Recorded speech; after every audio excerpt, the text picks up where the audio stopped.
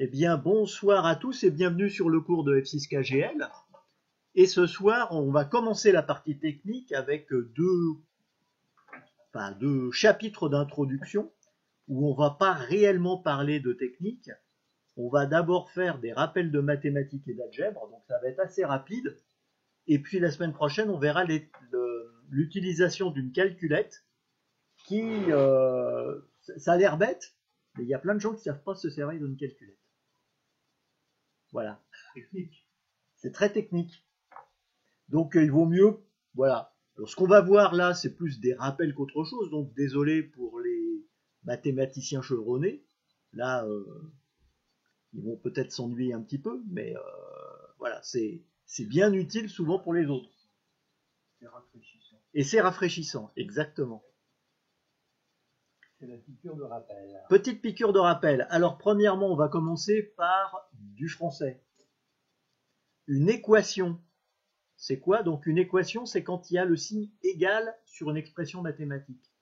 Et ça veut dire, quand c'est un signe égal, ça veut dire que de chaque côté, on a la même valeur. C'est un truc tout bête ça, mais une équation, donc, c'est une expression mathématique qui indique que les deux termes, donc ça c'est le terme, un des termes, ça c'est le deuxième terme, donc ces deux termes-là sont égaux puisque il y a le signe égal. Alors, nous, dans nos formules, on n'utilisera jamais les supérieurs ou égales ou les inférieurs ou égales, ou les différents d'eux. C'est toujours égalité.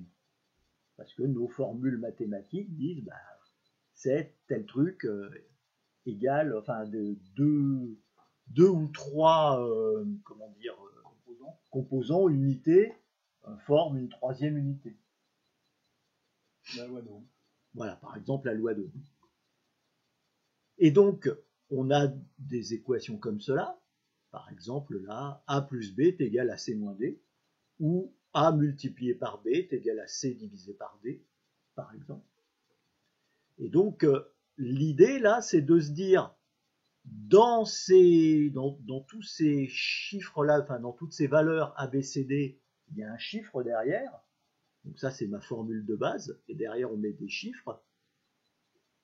Et à partir du moment où on a au moins des trois chiffres, enfin, qu'il faut au moins avoir les trois chiffres, on peut trouver le dernier facilement. On a l'égal voilà. Qui permet de manipuler. Donc l'idée là, c'est de manipuler les équations pour faire en sorte que on trouve la solution. Par exemple là, alors pour terminer sur l'histoire de français, donc addition, soustraction, on va faire un changement de signe. Plus, moins, c'est le signe. Quand on est dans une multiplication ou une division, donc multiplication, division, c'est un opérateur. Et enfin, quand on a ici des carrés, des racines carrées, ce sont des puissances. Voilà. Donc ça, c'est pareil, c'est plus du français qu'autre chose.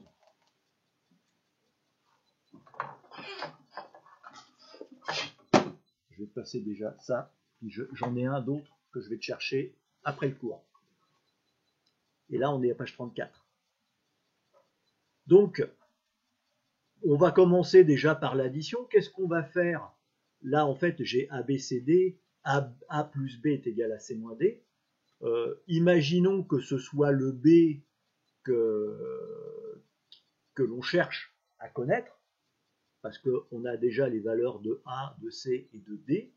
Donc si je veux connaître B, il faudrait, pour bien faire, que j'ai tout de suite le résultat, il faudrait que A ici passe de l'autre côté de mon signe égal. Et comment je vais faire? Eh bien, je vais dire, si je fais la même opération de chaque côté de mon égalité, ça reste toujours égal. Donc si je modifie quelque chose d'un côté, je dois modifier la même chose de l'autre côté. D'accord? Donc ici, par exemple, je vais rajouter moins 1, moins A. Donc je rajoute moins A d'un côté et moins A de l'autre côté. Qu'est-ce qui va se passer? Je vais avoir A moins A plus B est égal à C moins D moins A. Mais A moins A, ben c'est rien, c'est 0. Donc j'ai bien réussi à faire en sorte que le chiffre que j'avais là, la valeur que j'avais là, A, est bien passée de l'autre côté, et quand elle passe de l'autre côté, elle change de signe. Je rappelle, plus, moins, c'est un signe. Donc si j'avais un chiffre positif, ici, c'est pas marqué, mais si je dis A plus B, en fait, c'est plus A plus B. Et donc, si je fais A moins A, il n'y a plus rien, et le moins A est retrouvé ici de ce côté-là. Donc, on a bien, dans cette expression-là, le A est bien passé de l'autre côté de mon signe égal, en changeant de signe. Là, encore plus simple, là c'est x moins A égale 0, donc je prends, ici je fais plus A d'un côté, plus A de l'autre, donc mon signe négatif, là, il passe de l'autre côté de mon égalité, et il devient positif. J'ai changé de signe. Donc ça, c'est pour l'addition. Alors, en règle générale, dans toutes les formules qu'on va voir, ce qui va plutôt nous intéresser, nous, c'est plutôt multiplication-division. Pourquoi? C'est que dans la plupart de nos formules, on a soit des multiplications, soit des divisions, ou alors quelquefois aussi des mises au carré, selon ce que l'on veut. Mais par exemple, on n'a pas de mise au cube, ou très peu. On a des mises au carré, mais pas de mise au cube, ou vraiment de manière très ponctuelle. Mais sinon, ça va marcher de la même manière. C'est un peu plus tordu, un peu plus compliqué, un peu moins intuitif, et sur la calculette, il y a un peu plus de boulot. Mais sinon, ça marche, c'est exactement pareil. Donc, multiplication-division, là, évidemment, comme j'ai pas de... Enfin, ce que je vais faire, là, je vais utiliser le même opérateur, c'est-à-dire que là, donc, par exemple, j'ai A multiplié par B est égal à C divisé par D. Ce que je cherche là maintenant, toujours pareil, B étant l'inconnu, je vais faire en sorte que mon A passe de l'autre côté de mon signe égal. Et là, je pourrais utiliser enfin, je ne peux pas utiliser la soustraction, parce que, en fait, ici, j'ai A multiplié par B. Et mon A multiplié par B, on va voir après que c'est une opération primaire, c'est-à-dire que je dois commencer par ça. Et donc, si je fais moins A, ça serait A multiplié par B, l'ensemble moins A. Et ça s'élimine pas. La seule manière d'éliminer ici mon A et de le faire passer par l'autre côté, c'est de diviser par A. Donc je divise par A d'un côté, je divise par A de l'autre côté, et donc A divisé par A, c'est 1, et 1 fois B, ben, c'est toujours B, ça marche bien, et donc B est égal à C divisé par D divisé par A. Mais quand on dit divisé par A, en fait, il passe en dessous. Et donc, c'est C divisé par D multiplié par A. Faut faire attention. C'est-à-dire que si vous le tapez sur la calculette, vous pouvez faire C divisé par D divisé par A. La calculette va vous dire précisément ce que c'est, ça marche bien. Par contre, mathématiquement, c'est C divisé par D multiplié par A. On verra après dans un deuxième temps ce genre de manip. Mais de toute façon, les calculettes, elles savent faire, hein, pas de problème. C'est pas la peine de se faire une prise de tête. Les calculettes, elles savent très bien calculer, c'est pour ça qu'elles existent. Donc là, par exemple, dans mon cas, là, donc j'ai x multiplié par a est égal à c multiplié par d. Donc j'ai fait plus simple que ce que j'ai ici. Donc mon a, il passe en dessous et donc il divise. Donc là, si je suis dans ce cas-là, x multiplié par a est égal à c multiplié par d. Mon a, enfin mon x, c'est égal à c multiplié par d divisé par a. Puisque quand j'ai divisé par a de chaque côté, a divisé par a c'est 1, et x fois 1 égale x. Donc ça, et ça, de même manière, ici, x divisé par a égale b. Comment je fais? Eh ben, c'est assez simple, c'est que le a qui est en dessous, là, il repasse de l'autre côté, il change d'opérateur, donc ça devient une multiplication, et donc x est égal à b multiplié par a.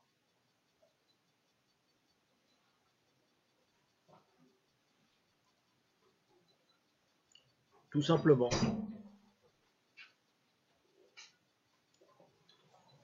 Puissance et racine carrée, c'est à peu près la même idée, c'est-à-dire que je vais faire la même opération de chaque côté de mon signe égal. Donc par exemple ici, j'ai x au carré est égal à b. Moi ce qui m'intéresse, c'est pas x au carré, moi c'est x qui va m'intéresser.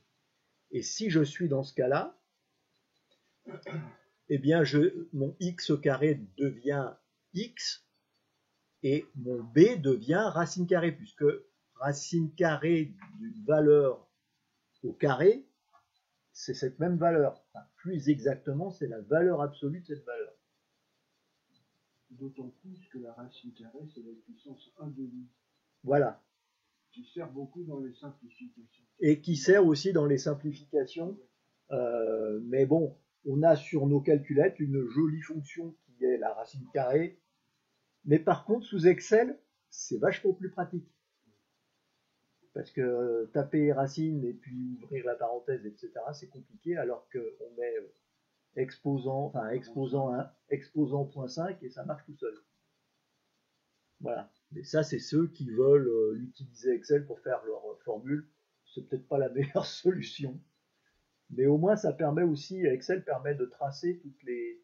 Enfin, quand on fait des opérations successives, en fait, on modifie juste une valeur et tout se recalcule tout seul. Ça évite de refaire aussi 36 fois. D'ailleurs, le 1,5, c'est vraiment dans la simplification de calcul. Ouais. Des trucs un peu compliqués. Tu passes par les sommes et les différences. Ouais. Et là, même chose, racine carrée de x égale d. Moi, c'est pas la racine carrée de x qui m'intéresse, c'est x. Donc, je suis obligé de mettre au carré. Et donc, si je mets au carré x, eh ben, je suis obligé de mettre au carré aussi d qui est là. Voilà. Donc ça, faut bien avoir ça en tête. C'est juste un rappel. Normalement, vous n'avez pas ce genre de manip à faire, sauf que vous allez voir au fur et dans des parties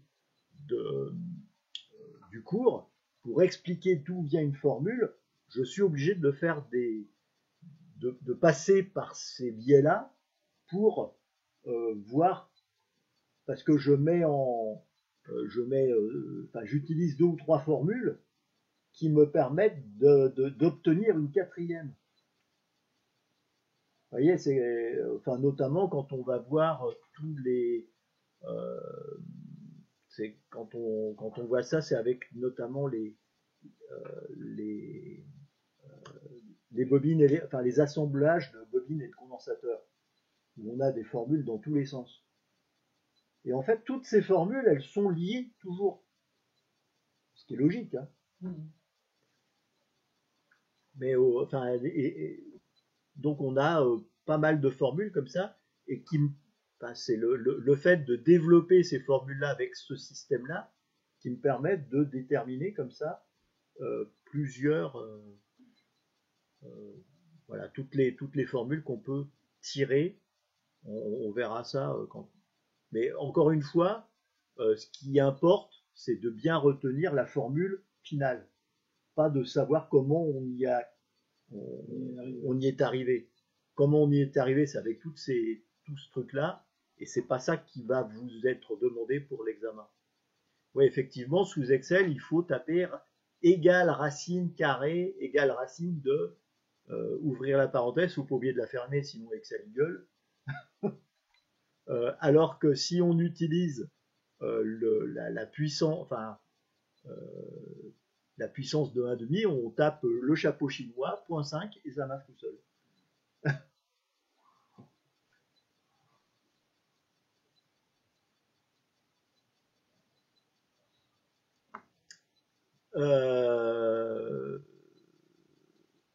Alors, petit rappel aussi de terminologie, le résultat d'une addition, ça s'appelle une somme.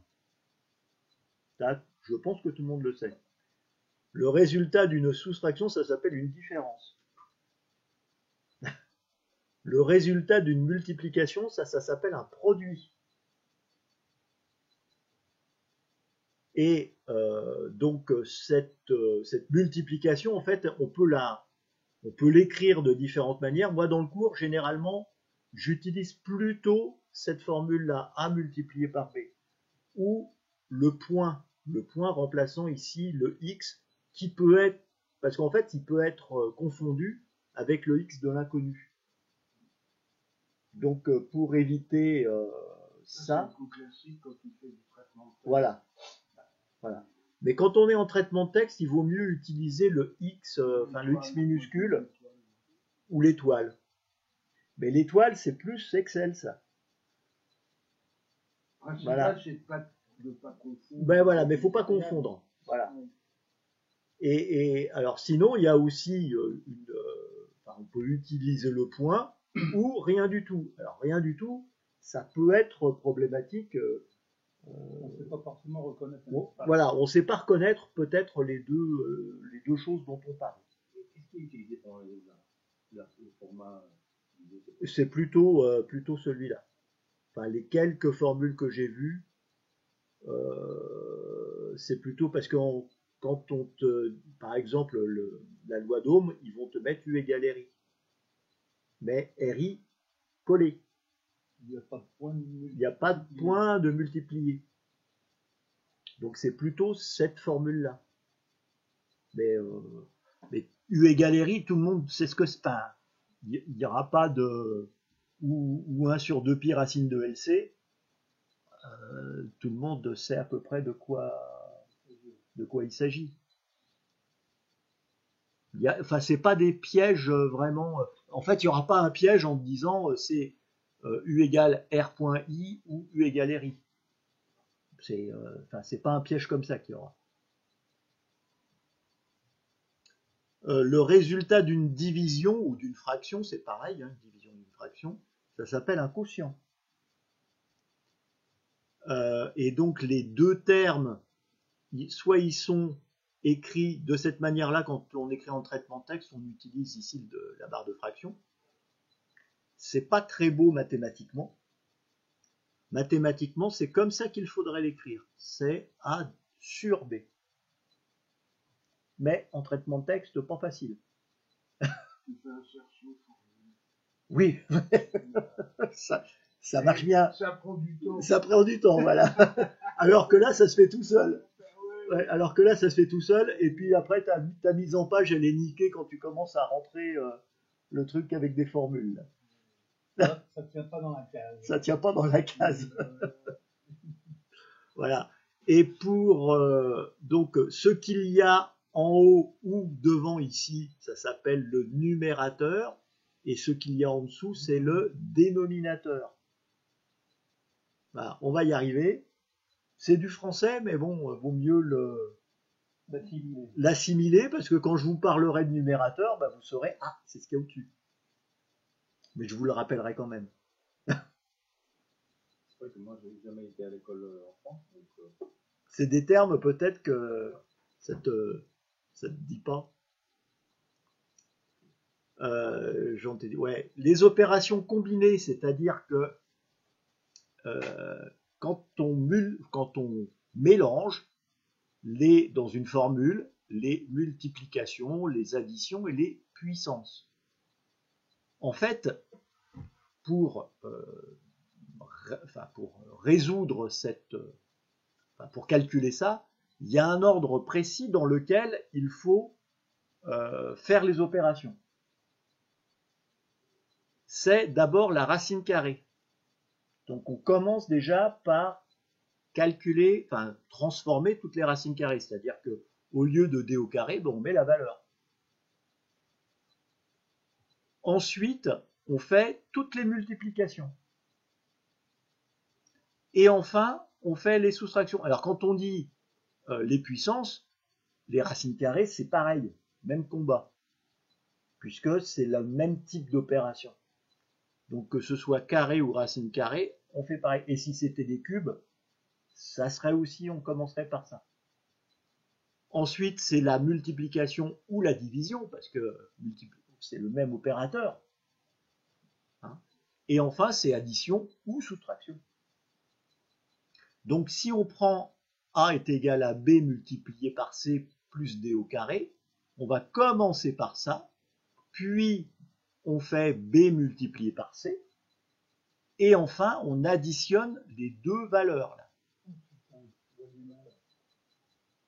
Le X, je le vois en backslash.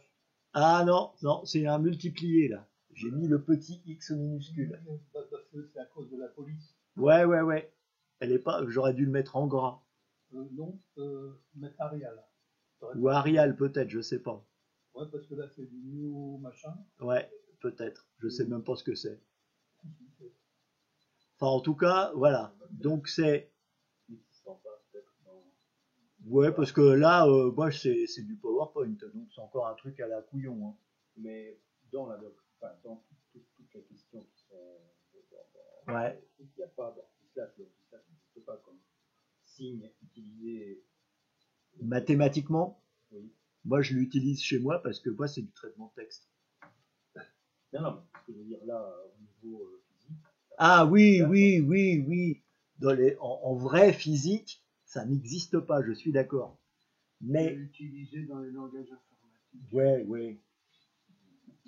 Non, mais moi, je voyais pas la. Non, ah oui. Non, c'est vrai que ça va imprimer parce que c'est la police qui est comme ça. Ouais. Et si je veux donner un autre ordre de calcul, dans ce cas-là, je vais utiliser des parenthèses. Et évidemment, je commence par ce qu'il y a entre parenthèses.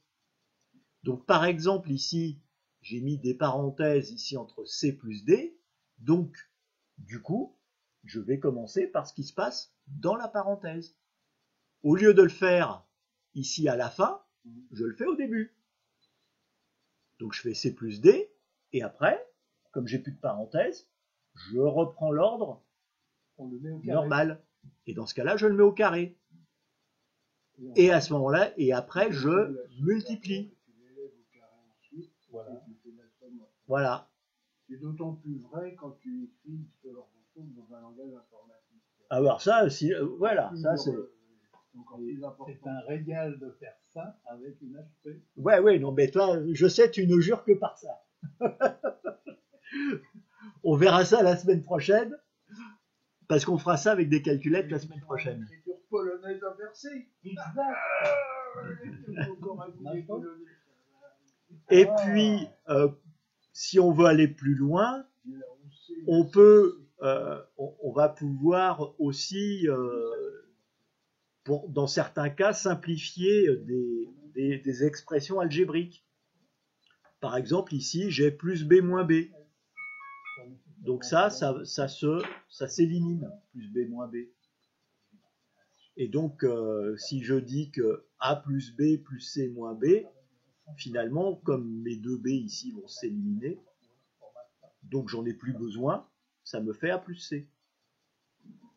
Et ici, a multiplié par b divisé par b multiplié par c, comme j'ai deux fois b l'un au-dessus de l'autre, j'élimine. Donc finalement, dans ce genre, si j'ai ce genre d'expression mathématique, je n'ai pas besoin de connaître b. Si c'est quelque chose que je ne connais pas, que je n'ai pas mesuré, comme je l'ai deux fois au-dessus et en dessous, je m'en fous, il va me servir à rien du tout. Ça va nous servir à simplifier des formules quand on agrège des formules des fois on s'aperçoit qu'à un moment, pouf, les deux s'éliminent, et du coup, il me reste, et ça me crée une autre formule. Et ça, c'est typiquement ce qui se passe dans les associations bobine-condensateur. Il y a plein de formules comme ça où on a le même, notamment la fréquence ou la pulsation qui est au-dessus et en dessous. Ça s'élimine. Voilà.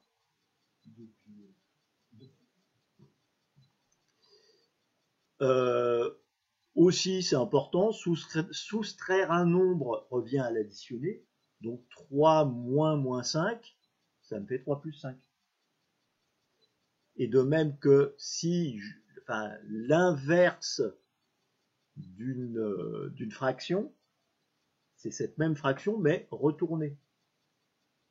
1 divisé par A divisé par B, c'est égal à B divisé par A. C'est très tordu, ça, mais il faut bien l'avoir, alors, pas en tête pour l'examen, encore une fois, mais bien pour comprendre d'où viennent toutes les formules qu'on va voir. Parce qu'en fait, à chaque fois, elles viennent de quelque part. On quantifie un phénomène et on se rattache souvent à la loi d'Ohm, parce que c'est la loi des lois, et donc on en découle une nouvelle formule. Faut pas s'affoler, hein. Pas s'affoler. Là, on va commencer à rentrer un peu dans le concret, dans ce qui va nous intéresser, c'est-à-dire qu'on a beaucoup de formules mathématiques, comme par exemple la loi d'Ohm, où on a 3 inconnus. U égale RI, donc la tension, la résistance, l'intensité, donc on a 3 valeurs, et ces 3 valeurs, il suffit d'en connaître 2 et on connaît la 3e. Et pour cela, on va utiliser ce qu'on appelle des triangles. Le triangle, c'est quoi? C'est comme par exemple ici, A est égal à B multiplié par C. Donc ça, c'est une formule. Comme U égale RI, c'est pareil, mais il y en a plein d'autres. Donc A est égal à B multiplié par C. Si je veux connaître A, ce que je fais ici, je cache A. Et je vois qu'il me reste que B et C sur le même niveau. Ça veut dire que B va être multiplié par C. Si je ne connais pas C, que je cache C ici, ma réponse, ça sera A divisé par B. Et si je cache B ici, ma réponse, ça sera A divisé par C.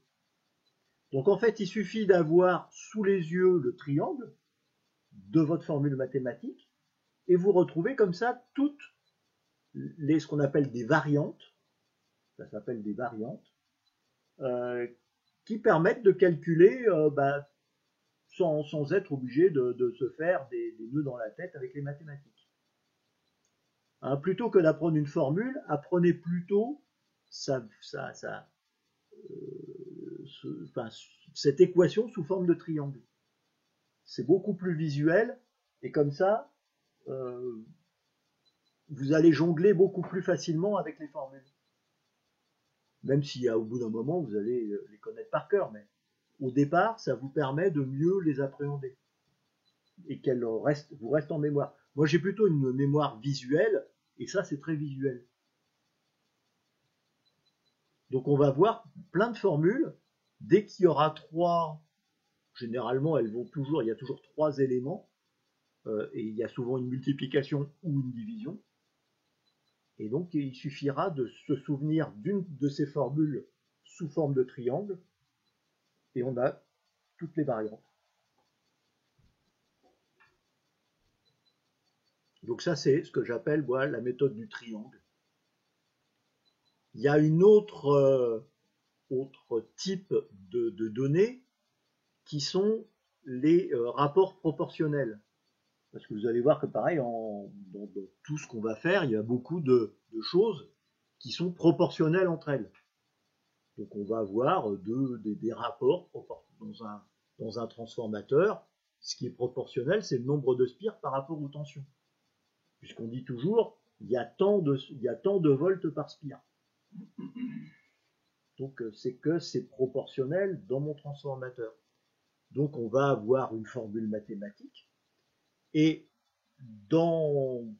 par exemple dans vos transformateurs, ce qui va être posé, c'est quelle est la tension en sortie en connaissant la tension en entrée et le nombre de spires au primaire ou secondaire.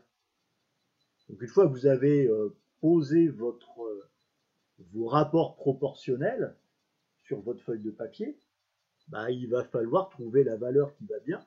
Et comment trouver finalement, par exemple, imaginons qu'ici on ne connaisse pas la valeur D. Donc on a A divisé par B est égal à C divisé par D. Et ce que je cherche, moi, c'est la valeur D. Donc je cache D. Alors, moi, ma main, là, elle est peut-être un peu grosse pour cacher. Mais ce que j'ai à faire, là, c'est le produit ici de ma deuxième diagonale. Alors, ici, la première diagonale, c'est là où j'ai mon inconnu. Ça, c'est ma première diagonale. La deuxième diagonale, c'est là où je n'ai pas mon inconnu.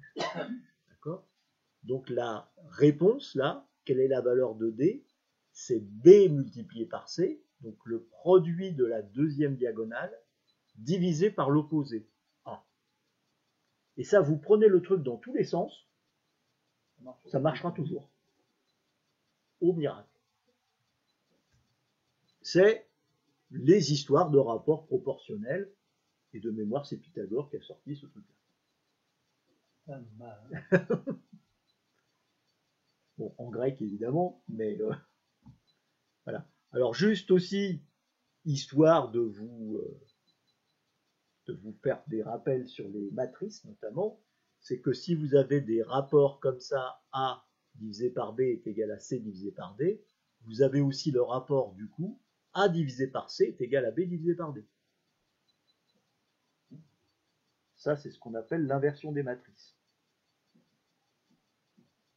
Et c'est une matrice simple parce que c'est une matrice de 2.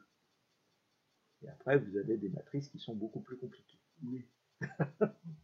Dont je rentrerai pas là-dedans.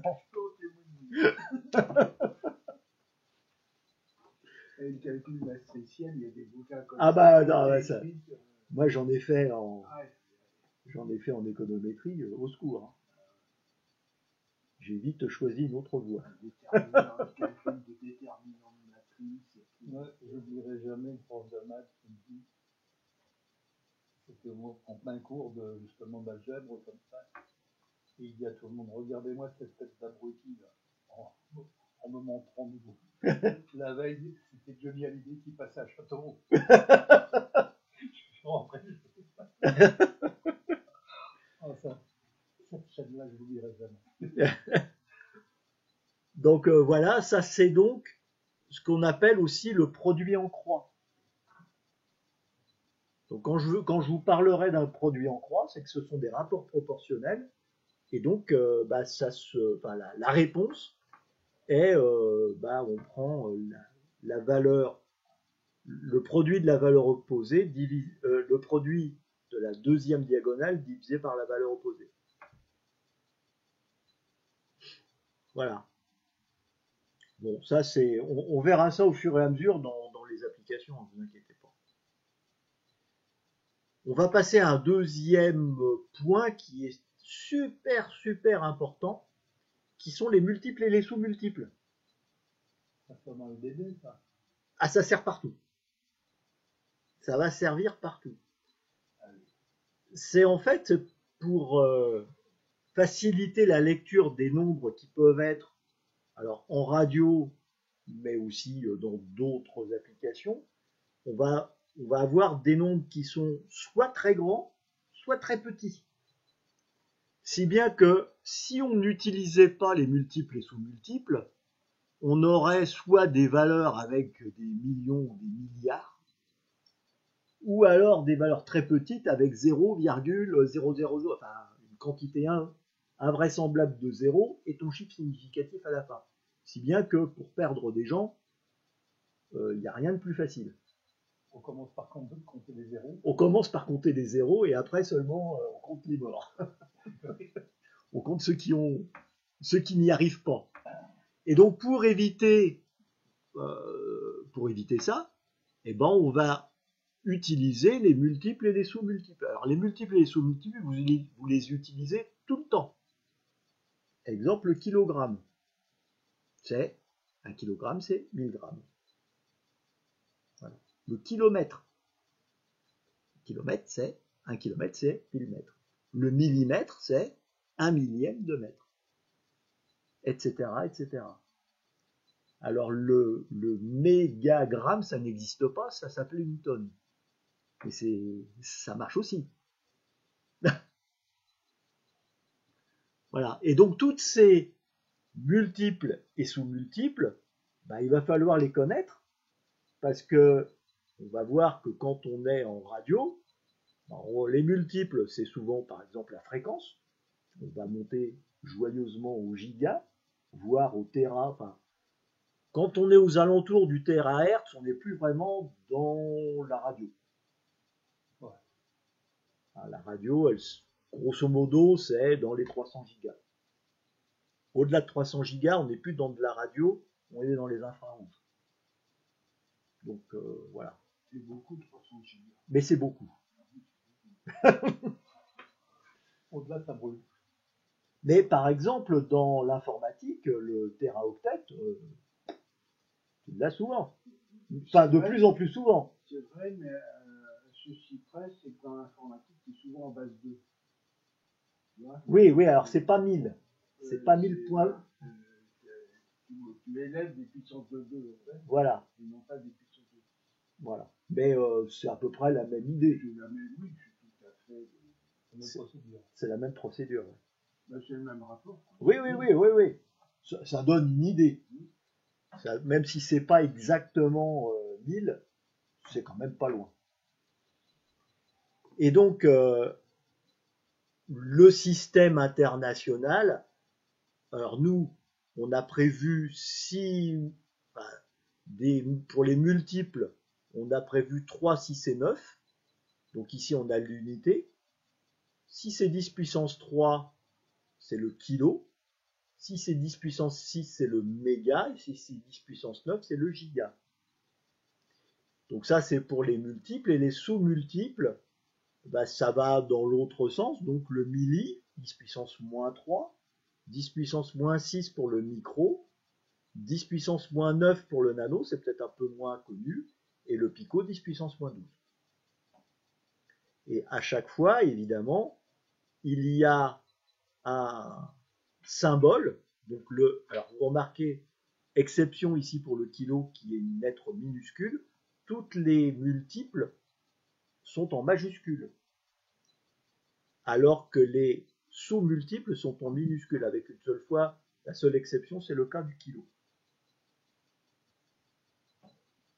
Voilà, donc. Passons sur le sadisme des vendeurs de condensateurs qui vont vendre des condensateurs à 0,01 microfarad. Il y a pire que ça. Ils les vendent en centimètres. Oui. Non, ils te les vendaient en centimètres. Voilà. Et ben, on va voir maintenant les sous-multiples et les multiples utilisés dans notre activité. Dans notre activité, donc, alors ce que je vous ai indiqué, alors évidemment, on peut très bien trouver aussi des micro-ohms, il n'y a pas de problème. Sauf que des micro-ohms, je ne sais pas trop, enfin, c'est pas utilisé chez nous. On n'est pas aussi précis que ça. Lorsque les transistors conduisent. Oui, non mais d'accord, mais c'est à l'intérieur de ton transistor. Nous, on ne fabrique pas des transistors. On n'a pas de composants qu'on devrait. On n'a pas de composants, enfin le plus petit composant, je sais pas, c'est 0,1 ohm. Enfin, et encore, c'est vraiment dans des applications très spécifiques qu'on va avoir une seule fois dans nos applications, quoi. En règle générale, nos applications, c'est les résistances, donc, elles font quelquefois 1, 2, 3 mégaohms, mais vraiment, elles sont vraiment rares, celles-là. c'est plutôt des kilo-ohms. Des Le ohms, type que j'ai vu, c'est 10 ohms. J'ai jamais vu en dessous. bah après tu as la résistance 0 ohm, la fameuse résistance 0 ohm. Oui, mais en composant courant. Ouais, mais voilà. En radio à lampe, il y en a j'en ai déjà Des vu petites, ouais, des toutes Ouais. petites. entre 0 et 1. Ouais, bon, enfin bon, c'est des. Et puis dans les C'est- multimètres. Ah bah oui, non, mais encore une fois, c'est des applications spécifiques. Mais je veux dire, dans nos applications courantes, En montage courant, j'ai Autant, jamais vu ouais. en plus de 10 ohms. On se les fabrique en mettant plusieurs en parallèle. ouais, mais après tu bricoles. Enfin voilà, donc grosso. Alors vous remarquez que systématiquement, dans nos applications courantes, encore une fois, vous allez toujours m'en trouver des trucs qui sont pas courants. Là, vous en avez dans tous les sens. Euh, ce qu'il faut bien voir, c'est que systématiquement, on va couvrir maximum 3, 4 quand on va parler des fréquences, mais c'est souvent 3 multiples et sous-multiples, pas plus. Après, alors, il y a sûrement des utilités, mais pas dans nos applications radio courantes, encore une fois. Donc pour les résistances, voilà, on va trouver grosso modo de 10 ohms à 10 méga ohms, grosso modo, pour faire simple. Pour l'intensité, on va trouver des intensités, alors juste, évidemment, les alimentations, on va me dire, ouais, c'est 20 ampères, c'est 30 ampères. Oui, enfin bon, c'est pas 1000 ampères. 1000 ampères, c'est que vous êtes dans le domaine de Monsieur Enedis ou EDF, là. À la RATP aussi, dans les. Mais on ne fait pas de métro. C'est-à-dire l'ampérage, c'est selon aussi les différences de potentiel. Oui, d'accord. Mais encore une fois, dans nos applications courantes, voilà, maximum, on va aller à 50 ampères, puis voilà. C'est à peu près le bout du monde qu'on va avoir dans le classique. Donc on n'est pas encore au kiloampère. On en est loin. Ampères sous 13 volts 6, qui est une Voilà. alimentation pour un émetteur, petit émetteur, c'est pas la même chose que 20 ampères en 220 volts. Ah bah oui, ça n'a rien à voir. C'est pas du tout la même chose. Voilà. Et puis donc les plus petites valeurs, bah, c'est du microampère qui est déjà là c'est tout petit, hein. C'est souvent des intensités qu'on trouve dans les antennes en réception des microampères. Donc c'est pas grand chose. Et je ne parle pas du nanoampère où là je sais même pas dans quel cas on peut, nous, dans nos applications courantes, l'utiliser. Peut-être dans des trucs électrostatiques. Ouais, enfin bon, encore une fois, c'est très cher. Mais ils peuvent avoir un gros voltage. ouais, très une touillème. Voilà. Notre expérience à l'eau, là. Ouais, peut-être. La tension, donc microvolts, encore une fois, ce qui est dans les antennes en réception, c'est de l'ordre du microvolt, ou du dixième de microvolt, plus exactement, le signal le plus petit, hein, que l'on puisse ressortir dans un récepteur. C'est de l'ordre du dixième de microvolt. En dessous, impossible de le récupérer. Et puis les tensions maximum. C'est-à-dire ce qui est bien difficile, c'est comment mesurer des toutes Oui. petites intensités, des tout petits voltages. Bah oui. Parce que l'appareil, tu peux arriver Bah, t'as rien du tout. niveau de ta Bah oui, t'as pas grand-chose pour le faire. Après, il faut avoir du matériel professionnel, mais qui n'est pas notre hauteur. Hein. Et pour la tension, maximum, c'est du kilovolt, et encore, kilovolt, c'est les tensions d'alimentation des tubes de puissance. Voilà, c'est pas super courant quand même. Hein. Puis il y a peu de monde maintenant qui utilise quand même le kilovolt, hein.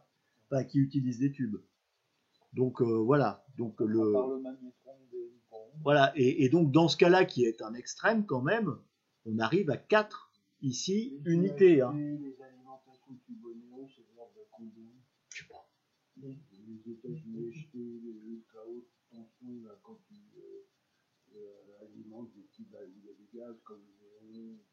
Mais du fluo, Ouais, je sais ça, même pas. c'est une selle insérée avec le secteur pour réduire l'intensité. Et il y a lors de l'amorçage, ça dépasse peut-être 1000 volts de batterie. Avec le starter, tu sais, le Ouais, mais starter c'est néon. tout. Ouais. C'est tout. Ouais. Ensuite, on a la puissance. Alors, c'est pareil, la puissance, bah, on va se retrouver sur alors, des kilowatts, on n'y a pas droit, donc ça va être limité. Voilà, milliwatts, peut-être des microwatts, j'aurais pu aussi mettre le microwatt aussi, mais enfin bon, voilà, il n'y a pas. Il y a pas beaucoup d'applications. Il n'y a pas beaucoup d'applications. Les fréquences, alors là c'est peut-être un peu plus large parce que on a un large spectre puisqu'on a à la fois la fréquence BF, donc qui commence à 50 Hz jusqu'à 20 000 Hz pour les ondes acoustiques, qui ne sont pas vraiment des ondes radio, hein. Si c'est acoustique, c'est pas radio. Voilà, ou alors les VLF, bon, enfin bon. Ouais, bah d'accord, bon, enfin bon, encore une fois, on a bien dit application courante. Donc, voilà. Et là, donc on va du Hertz au gigahertz. Encore une fois, n'oublions pas que les ondes radio s'arrêtent aux alentours de 300 gigas. Au-delà, alors déjà, faut y aller. Et c'est pas à gagner. Hein. À ma connaissance, on monte grosso modo jusqu'à 40. Enfin, on a une bande du côté de 48 gigas, où de temps en temps il y a des essais, mais voilà, et j'ai pas connaissance qu'il y ait des essais au-delà du 48 gigas. Mais peut-être que ça va déjà venir. 5G, mais c'est déjà pas mal. Hein. On te vend de la fausse 5G en ce moment, puisque la fréquence qui va être atteinte pour la 5G, c'est 24 GHz. Ouais. Et on doit être à entre 5, 10. Ah bah pour l'instant, on est à 5 gigas. Là. Voilà. Donc, personne ne connaît les effets. Ah bah non, ce sont les bandes qui ont été définies pour une future exploitation de la 5G sur ces bandes-là. Et dans des conditions particulières, ce ne sont que des conditions dans les bâtiments. C'est pas à l'extérieur. Parce qu'en fait, le rayon ce que j'ai compris, c'est que la puissance était réduite et que du coup, ça ne pouvait être que dans un périmètre d'une dizaine de mètres. Bah, oui, certes, mais ça va être la multiplicité des antennes et des choses. Oui. Enfin, bon, ça c'est un autre débat, c'est un autre problème. Enfin, en tout cas, on ne peut pas aller parce que si on va jusqu'au térahertz, on n'est plus dans les ondes radio. Et donc, on n'a pas le même phénomène pour émettre. On n'utilise plus une antenne. On utilise autre chose. Par exemple, un truc qui vibre. Alors, ensuite, ça, on a vu plutôt les valeurs fortes.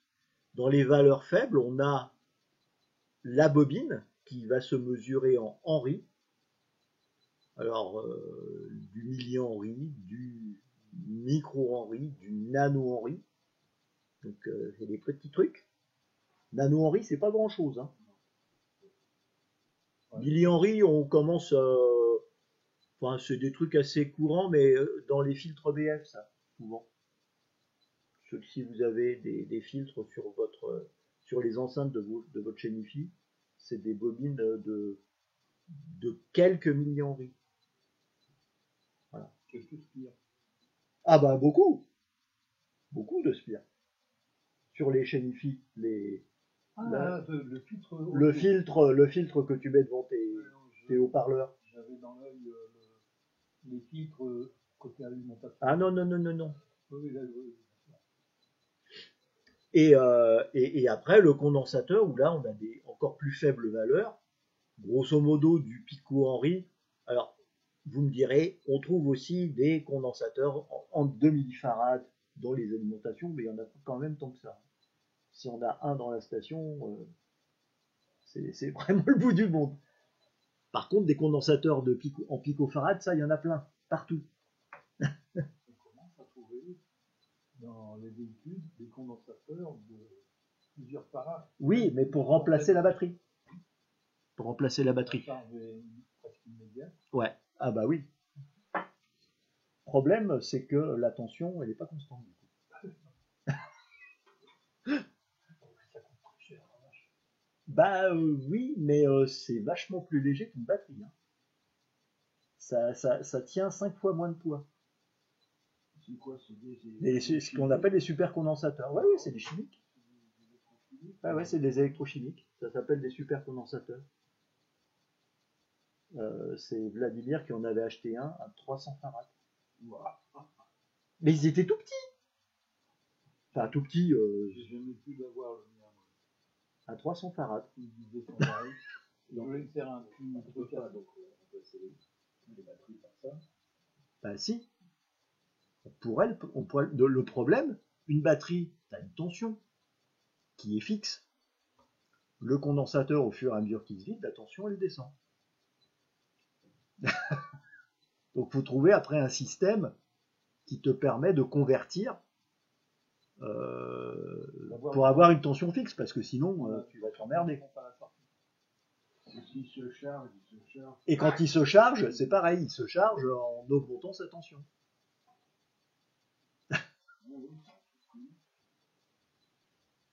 Enfin voilà, donc ça c'est pour vous donner des idées. Et alors là, je vous ai donné les multiples et les sous-multiples qui sont utilisés chez nous, mais il en existe plein d'autres. Alors il en existe déjà qui ne sont pas multiples de 3, et ça que vous connaissez parfaitement, c'est tous ceux que vous utilisez dans la vie quotidienne, les hectolitres, les hectomètres, etc. des arts. Les arts, oui, alors là, je ne sais pas encore, mais voilà, donc les préfixes non multiples de 3, c'est donc hecto, déca, déci, centi et myria. Myria, on l'a déjà vu quand on a parlé des ondes myriamétriques. C'est 10 puissance 4. Et puis, donc, ces préfixes sont utilisés donc, dans les longueurs, les masses. Alors, attention, j'ai bien dit les masses, c'est pas les poids. C'est pas la même chose. Les masses en grammes et les volumes en litres. Les poids, c'est en newtons qu'on calcule ça. Hein, pardon? Les poids? En newtons. Ou en newton. Newton. Ah. La traduction française. La traduction française. Une pomme tombant sur la tombe. Voilà. Et puis sinon, bah, y a d'autres multiples, c'est-à-dire qu'après le giga, on a le téra, mes fameux téra-octets, ou des péta-octets. Ça commence à être gros quand même. C'est un gros disque. C'est un gros disque. Et puis, ici, et on continue, hein. Hexa, zeta, iota, xena et veka. 10 puissance 30. Donc c'est le chiffre 10 avec 30 zéros derrière. Ça en fait un paquet. Il faut une brouette pour trimballer le disque dur. Et de même, il y a des sous-multiples. Alors il y a le femto. Alors le femtofarad, ça commence à être petit. C'est le condensateur qu'on va avoir entre deux pistes de circuits intégrés. Donc à l'intérieur des circuits intégrés, on mesure la capacité entre deux pistes du circuit intégré en femtofarad. Et encore, avec plusieurs couches. Ouais. Donc en dessous, il y a encore atto, après zepto, iocto, zéno et véco. Vous remarquez, zeta, zepto, iota, iocto, xena, xéno et veka, véco. Ici avec des lettres majuscules et ici avec des lettres minuscules. Voilà. Ça, c'est si vous voulez explorer par là ou montrer votre science. Voilà. À apprendre par cœur. Non, il n'y a pas à apprendre par cœur. Yann, t'es pas gentil. De faire peur. Ne fais pas peur à tout le monde. Petit rappel, ça c'est plus pour de la culture générale.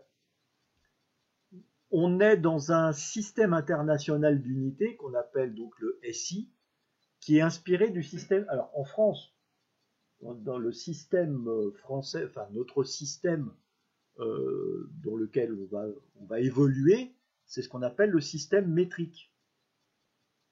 Pourquoi? Parce que tout le système est basé à partir d'unités et des multiples et des sous-multiples qu'on a déjà vus.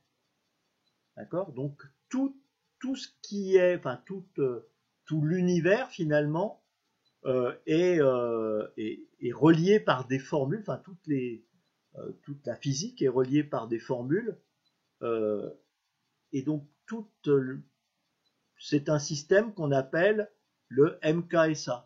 Pourquoi? Parce que tout est relié au mètre. Donc quand on va donner une valeur, une longueur, on va dire ça, la longueur c'est en mètres, systématiquement, dans la formule de base. Évidemment, après, on va pouvoir simplifier, etc., etc. Dans la formule de base, toutes les longueurs sont en mètres. C'est pas en pouces, en pieds, en tout ce que vous voulez, toutes les formules anglo-saxonnes qui nous posent problème. Nous, c'est en mètres.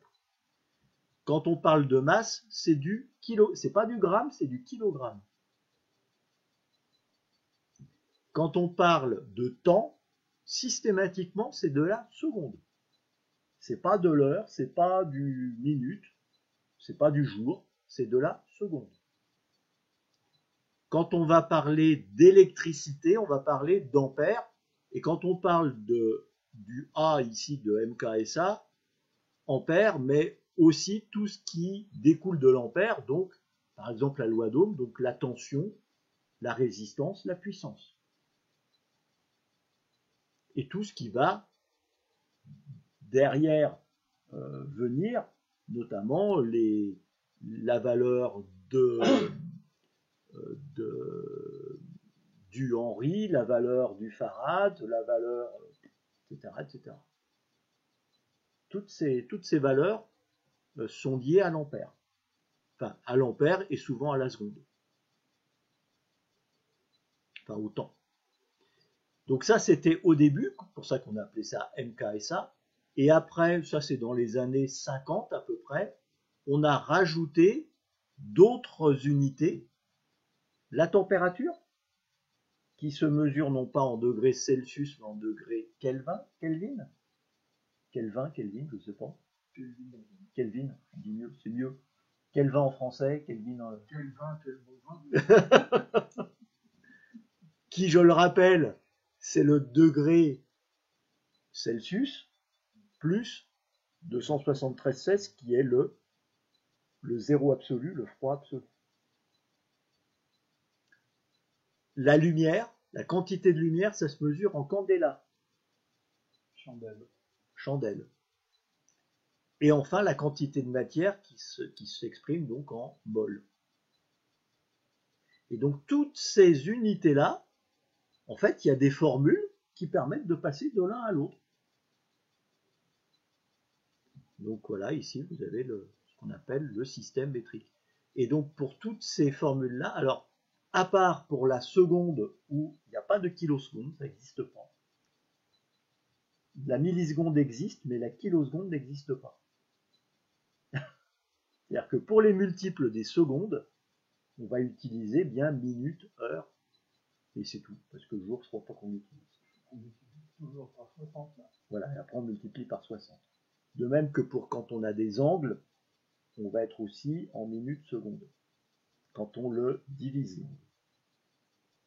Quand on multiplie le multiple de la seconde, c'est donc minute et heure. Et quand on est en sous-multiple de l'angle, ça va être minute seconde. Tordu le truc. Ça, c'est l'exception.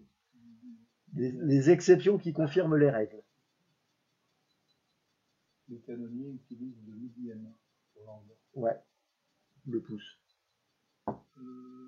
Si, c'est un millième. À l'armée, on m'avait appris un millième, c'est tu tends ton bras, Oui, tu fais comme ça fait un millième. mais en réalité, l'élévation, c'est à 1000 mètres, 1 mètre d'élévation. Oui, et ben, c'est ce que je te dis. Ça, Oui, et ça équivaut à un pouce.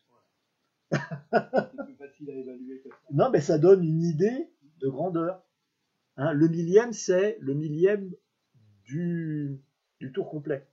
Ouais. Ça, c'était à l'armée, j'avais appris ça.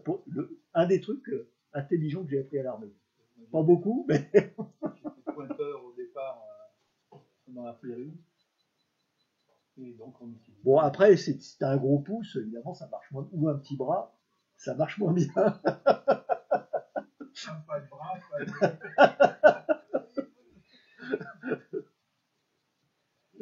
pas de bras, pas de confiture.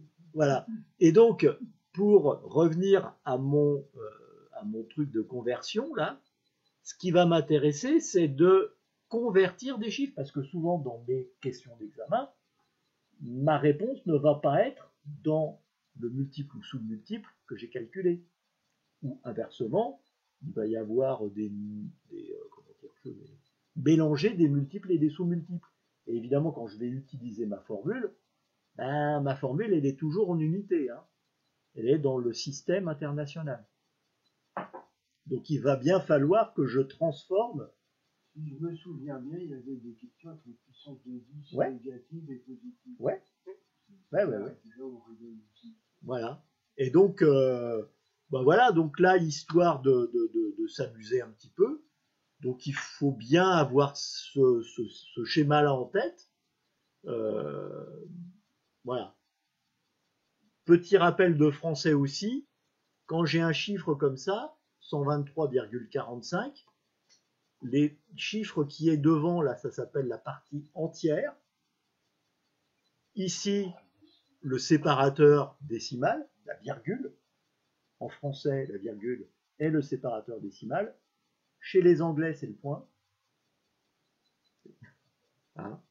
Mais en français, c'est la virgule. Et ici, la partie décimale, justement, c'est ce qu'il y a après la virgule. D'accord? Donc, quand je parle ici du séparateur décimal, c'est ma virgule.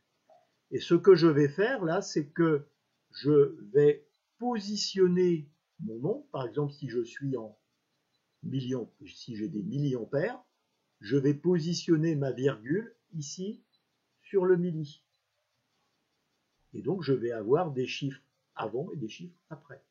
Et donc là, ça me ferait mon chiffre, là, je le prends là et je fais 123,45.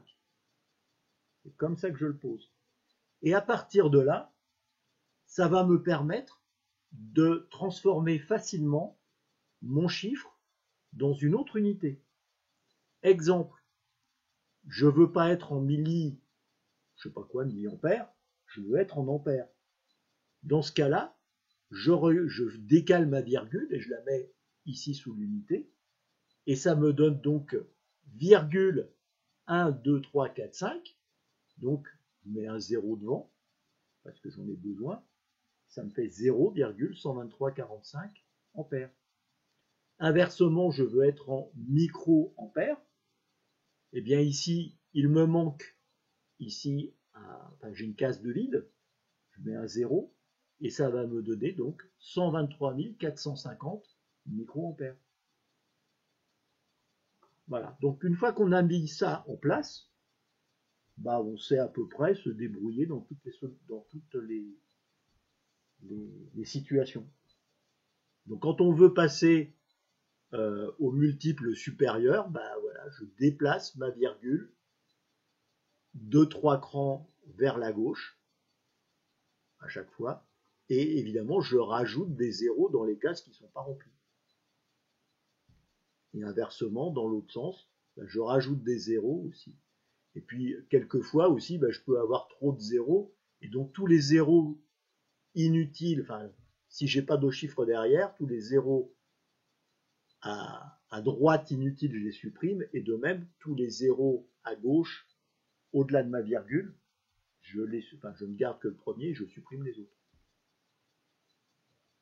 Alors, on va faire des exemples, c'est beaucoup plus parlant. Donc par exemple là, j'ai 25 kOhms et je veux le transformer en mégaohms. Hein, de kilo vers méga, et j'ai 25 kg. Donc je pose ici mes 25 kg. Ma virgule, elle est censée être ici sous le kilo. Hein. J'ai pas de virgule, mais je pourrais en avoir une si je fais 25,0. Et je mets donc ma virgule ici sous le kilo. Ce qui veut dire que là, si je veux transformer en méga, ma virgule, elle va revenir ici, si bien que je suis obligé de rajouter 2 zéros dans mes cases ici qui sont vides, et ça me donne donc 0,025 mégaohms. Ok? Si je suis en micro et que je veux avoir des millis, avec par exemple 1500 microampères que je vais positionner ici, mon micro il est ici, 10 puissance moins 6 microampères. Donc 1500, hein, le 1 est là, le 5 ici, le 0, donc les 1500 ils sont bien là. Si je veux transformer ça en milli, donc je décale ma virgule de 3 crans vers la gauche, puisque j'augmente, de micro je passe à milli, donc j'augmente. Et donc mon chiffre là, ma virgule va être sous milli, et je vais avoir donc 1,5 milli. Ça c'est plus, enfin c'est à faire des exercices. Vaut mieux l'avoir sous les yeux ce truc-là. Ça va beaucoup. Ça, enfin, encore une fois, moi je suis très visuel. Donc voilà. Un moyen mnémotechnique. Mais c'est un bon moyen mnémotechnique. Et de même, ici, de l'unité vers le milli, donc là, je vais descendre. J'ai 0,45 volts, donc 0,45. Je veux mettre ça en milli, donc je rajoute ici le 0 qui manque. Je décale ma virgule, ça me fait 0,450, mais ce 0-là, il ne me sert à rien. Donc je l'élimine, et il me reste donc 450 millivolts. Hein, il faut bien que vous ayez ça en tête. Bon, alors ceux qui sont à l'aise avec ce genre de manipulation, voilà, il n'y a pas de... J'apprends rien. Mais il faut que vous ayez bien ça en tête, parce que derrière, quand vous allez avoir des exercices, il y a beaucoup de pièges où c'est systématiquement un problème de multiple ou sous-multiple. On va vous proposer le multiple ou sous-multiple qui n'est pas adapté. Ou la réponse qui fait que vous n'aurez pas converti auparavant. Et que donc, voilà, on vous le piège.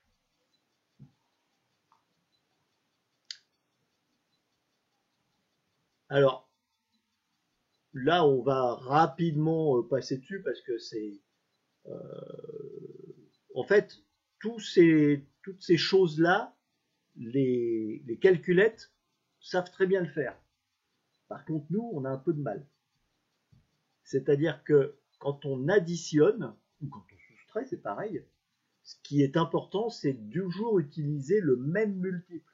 C'est-à-dire que vous ne pouvez pas additionner des kilo-ohms avec des ohms. Il faut que tout soit en ohms ou en kilo-ohms pour faire votre addition. Sinon, vous allez au-devant des ennuis. Même chose pour les soustractions d'ailleurs. Donc ça, quand on est dans une addition ou une soustraction, il faut utiliser le même multiple ou sous-multiple. Quand on est dans une multiplication ou division, il faut faire les opérations séparément. Alors, multiplication, les puissances de 10 s'additionnent. C'est-à-dire que, exemple, alors ça c'est un peu très compliqué, on est bien d'accord, 2 multiplié par 10 puissance 9 fois 10 fois 6 multiplié par 10 puissance 6 divisé par 3 multiplié par 10 puissance 3. Ce que je fais, c'est que je mets ensemble mes chiffres et de l'autre côté, mes puissances. Mes chiffres, donc c'est 2, 6 et 3. Donc 2 fois 6 fois 3. Donc 2 fois 6 égale 12, fois 3, divisé par 3 égale 4. C'est facile. Et après, vous prenez les puissances. Quand elles sont multipliées entre elles, en fait, ça revient à les additionner. Et quand elles sont divisées comme ici, elles sont soustraites. Donc ici, 9 plus 6, 15, moins 3, 12. Et on n'a pas fait un truc super compliqué là. Parce que sinon, si vous tapez ça sur votre machine, ça fait donc 2 millions multiplié 2 milliards multiplié par 6 millions divisé par 3000. Je vous défie de le calculer de tête. Alors que là, si vous utilisez ces astuces-là, 4 puissance 12, bon, vous y arrivez à peu près. Et donc, même chose pour les divisions, les élévations au carré, les racines carrées. Je passe dessus très rapidement, parce qu'encore une fois, ça va... En fait, vous n'avez pas besoin d'utiliser ça, puisque on va voir la semaine prochaine les calculettes. Et avec la calculette, vous n'avez pas besoin de simplifier, il suffira de taper la formule telle qu'elle est indiquée là, et la calculette toute seule, elle vous affichera ça. C'est ça qui est génial. Mais je vous donne l'astuce si vous avez votre panne de calculette ou si vous voulez vous amuser à le faire vous-même. Parce que ça, c'est typiquement des formules qu'on va pouvoir trouver à l'examen, parce que de 10 puissance 9, c'est du giga, ça peut être une fréquence, multiplié par je sais pas quoi et divisé par je sais pas quoi.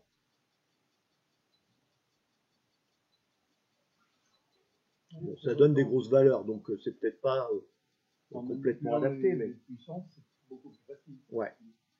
Et les puissances, si c'est une puissance, c'est multiplié, enfin la puissance est multipliée.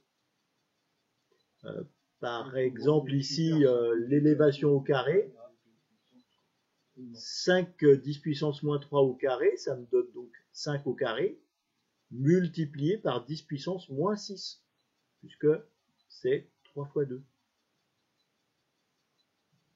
Voilà, donc bon. Encore une fois, pas de panique, ça va être... l'utilisation d'une calculette va vous simplifier largement la vie. Là, je vous ai fait des histoires de vous montrer, si vous voulez faire vos opérations à la mano, il faut être très tordu, mais voilà. Donc si vous voulez faire l'addition, la seule solution, c'est de revenir, pour les additions, de revenir à l'unité, parce que sinon ça ne marche pas.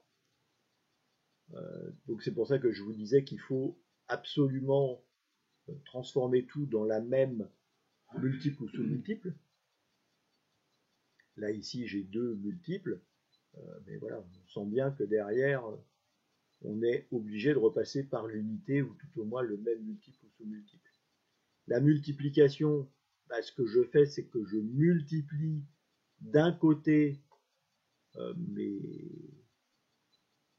chiffres significatifs et de l'autre côté, j'additionne les puissances.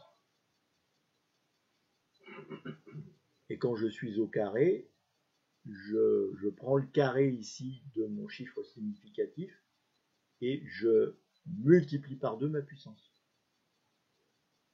Encore une fois, on verra tout ça plus en détail la semaine prochaine avec l'utilisation des calculettes. Donc ainsi s'arrête la première partie du cours.